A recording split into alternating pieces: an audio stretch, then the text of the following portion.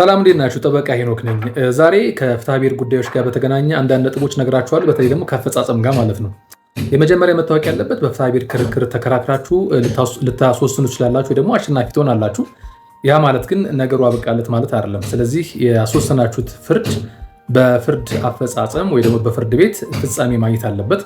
ያም ደግሞ በፍትሐ ብሔር ስነስርዓት ህጋችን 378 እና ተከታዮቹ መሰረት የሚታይ ይሆናል ማለት ነው። ስለዚህ ስለ ፍርድ አፈጻጸም ማወቅ ያለባችሁ ጥቂት ነጥቦች የሚከተሉት ናቸው። አንደኛ ያስወሰናችሁትን ውሳኔ በ10 ዓመት ጊዜ ውስጥ ካላስፈጸማችሁት በፍትሐ ብሔር ስነስርዓት ህጋችን 384 መሰረት በ10 ዓመት እድሜ ይታገዳል ማለት ነው። ስለዚህ የተወሰነው ውሳኔ ቢኖርም ውሳኔው ብቻ ሆኖ ይቀራል ማለት ነው። ከ10 ዓመት በኋላ የፍርድ ባለዕዳው ወይ ደግሞ የተሸነፈው ወገን የመፈጸም ግዴታ አይኖርበትም። እናንተም ማመልከቻ ብታቀርቡ በይርጋ ይታገድባችኋል ማለት ነው።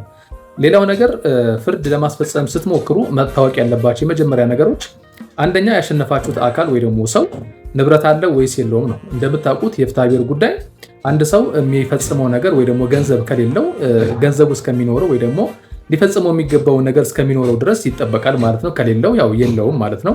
ምንም እስራት ወይ ደግሞ ቅጣቶች አይኖሩትም ማለት ነው። ይሄ በደንብ መታወቅ አለበት። ብዙ ሰዎች ኮንፊውዝድ የሚሆኑት ከክሪሚናል ኬዞች ጋር ይሄ ነው።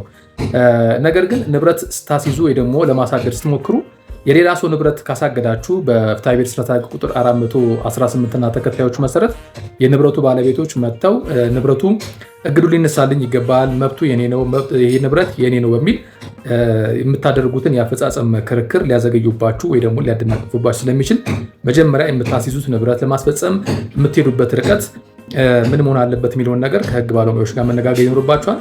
ሌላው ነገር ግን በፍትሐ ብሔር ስነስርዓት ህጋችን 404 መሰረት የማይታገዱ ወይ ደግሞ ለፍርድ አፈጻጸም የማይሆኑ ንብረቶች አሉ። ለምሳሌ የፍርድ ባለዕዳው የሚተኛበት አልጋ፣ ለቀለብ የሚያገለግሉትን አንዳንድ የቀለብ ገንዘቦች፣ ደግሞ እህሎች እና ሌሎች ነገሮች ተጠቅሰዋል። እነዚህ ነገሮች ገብታችሁ ማየት ትችላላችሁ። በፍርድ አፈጻጸም ሊያዙና ሊሸጡ የማይገባቸው ንብረቶች ናቸው። ከዚህ አንጻር ለፍርድ አፈጻጸም ዝግጁ ስትሆኑ ባለሙያዎችን በማናገር እና በትክክለኛው መንገድ በመሄድ ውሳኔው እንዲፈጸም ማድረግ ትችላላችሁ ማለት ነው።